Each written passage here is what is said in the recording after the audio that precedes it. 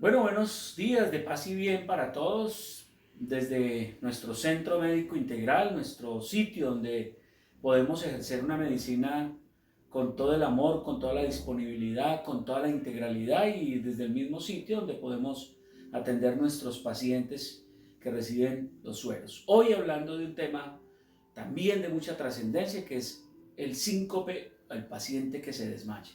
Empecemos por definir síncope y nos referimos al síncope básicamente como la pérdida súbita de la conciencia con recuperación rápida, generalmente alrededor de menos de 5 minutos. Pérdida súbita de la conciencia. ¿Y a qué se debe? Denominador común: hipoperfusión cerebral, es decir, una disminución en el riego sanguíneo cerebral de los pacientes. Entendiendo básicamente que más o menos al cerebro le llegan entre 50 y 100 mililitros por minuto de sangre por cada 100 gramos de tejido nervioso.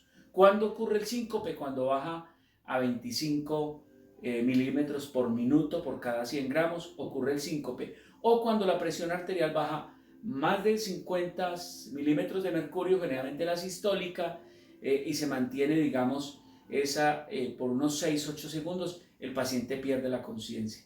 Básicamente es bueno decir que el flujo sanguíneo cerebral depende de muchas cosas, pero fundamentalmente la tensión arterial es un gran responsable de ese flujo sanguíneo cerebral. Y la tensión arterial es básicamente dependiente del gasto cardíaco, que es básicamente la fracción de eyección o cantidad de sangre en unidad de tiempo, eso es el gasto cardíaco, por la resistencia vascular periférica. Si cae el gasto cardíaco, o si cae la resistencia vascular periférica, o si caen ambos, el paciente entra básicamente en síncope. Ahí está determinado, o sea, todo lo que afecte eso, el paciente entra en síncope.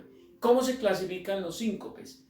Tres clasificaciones, vámonos aprendiendo. La primera, el síncope mediado por mecanismos neurológicos, neurogénicos. Y ahí está el más importante, es el síncope vasovagal, quizás la causa más frecuente de síncope. La segunda, hipotensión ortostática, hipotensión ortostática. Y la tercera, el síncope de origen cardíaco.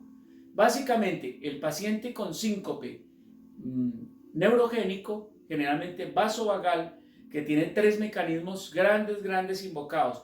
Un mecanismo de respuesta de vasopresora, una falla en el sistema sobre todo simpático o parasimpático, una exageración del parasimpático o una caída del simpático media uno de los mecanismos. El segundo, básicamente el mecanismo de estímulo de la respuesta cardioexcitadora o inhibitoria, el paciente que hace bradicardia, asistolia, hace síncope o mecanismo mixto, es el neurogénico.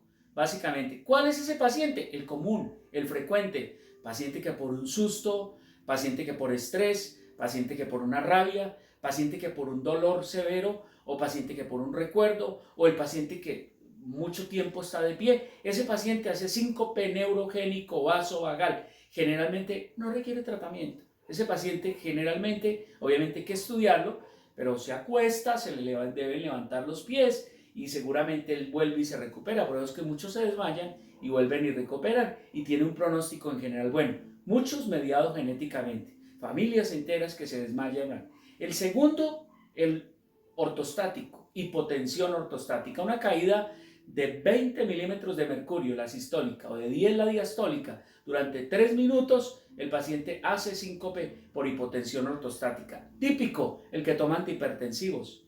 Típico, frecuente, síncope iatrogénico. Entonces hay que darle la indicación, sobre todo al hipertenso que toma antihipertensivos, que se debe parar lentamente. O el otro, el paciente añoso, que con el tiempo se para, inmediatamente se cae, se golpea, pierde el conocimiento. Después, hace poco la abuela nuestra tuvo ese tipo de problemas, una hipotensión ortostática. Por eso es que los pacientes con los años y los pacientes hipertensos hay que decirles: párese en 3 tiempos, siéntese en la cama, luego baje los pies y luego párese, muy despacio, 5 a 10 minutos. Ese es el síncope. Entonces, ¿cuál es? Síncope de hipotensión ortostática. Y el tercero es el síncope cardíaco. ¿Cuáles son esos? La bradicardia extrema, o sea, baja la frecuencia cardíaca, frecuencia normal entre 60 a 100, ese paciente tiene bradicardia de 40, 30, ¿Cuál es el ejemplo típico? El típico, el bloqueo completo de rama, bloqueo completo de rama, bloqueo AB completo. Es el famoso síndrome de Stokes-Adams-Morgagni. Paciente que llega, perdió el conocimiento, llega a la urgencia, está bradicárdico severo, tomamos un electro y vemos las P's por un lado, los QRS por el otro, y ese es el famoso bloqueo AB completo, síndrome de Stokes-Adams-Morgagni. Ese es el extremo, la bradicardia. Y el otro extremo son las taquicardias. ¿Cuáles? Generalmente las taquicardias ventriculares o las taquicardias en pacientes que ya tienen un problema estructural. Todas las taquicardias, frecuencias cardíacas muy altas, por encima de 160, de 200, pueden dar síncope. Entonces tiene o la taquicardia ventricular o el paciente que hace una fibrilación atrial, que cae el gasto cardíaco y pierde el conocimiento, o el que hace un flúter atrial, es una taquicardia supraventricular, o el que hace una taquicardia sinusal inapropiada, frecuencias muy altas, y cae también la frecuencia cardíaca, la taquicardia supraventricular paroxística, es decir, el extremo, la bradicardia extrema, la taquicardia extrema. ¿Cuál es la característica? Sube la frecuencia, cuando llega a 160 el gasto cardíaco cae. Si cae el gasto cardíaco, cae la tensión arterial. Si cae la tensión arterial, cae la presión de perfusión y baila, como dice. Entonces, ahí está el enfoque grande, tanto para la gente como para los médicos. ¿Hay que estudiarlos? Claro. Paciente, hay que tomarle un cuadro hemático, hay que tomarle una glicemia, hay que descartar que no sea una hipoglicemia, hay que descartar que no sea una hipoxemia, hay que descartar que no sea por medicamentos, hay que descartar que no sea por un seno enfermo del corazón, un nodo sinoatrial que dispare mal. Entonces hay que tomarle el electro, hay que tomarle un Holter, hay que tomarle un ecocardiograma, hay que hacerle el test de Still o el test de la mesa basculante. Muchos requieren, no hay medicamentos, en algunos nos toca dar hasta corticoide, la fluocortisona, que retiene líquidos, ¿sí? Y mejora el retorno venoso, y los pacientes pues mejoran del síncope, o ponerle unas medias, un vendaje compresivo, medias para mejorar el retorno venoso. Todo donde caiga. Acuérdense que el gasto cardíaco es dependiente de la precarga, de la poscarga y de la contractilidad. Todo lo que tumbe eso, tumba el gasto cardíaco. Recuerda que el gasto cardíaco es igual a fracción de eyección por frecuencia cardíaca. Si todo lo que tumbe eso, tumba la presión arterial, tumba la presión de perfusión, baja la cantidad de sangre que llega al cerebro, la zona de activación se pierde y el paciente pierde la conciencia. Para terminar, compartamos algo. Nos preguntan, ¿cómo hace uno para durar tantos años casado? Mis padres duraron 62, yo llevo más de 30, tengo una hermana de 34.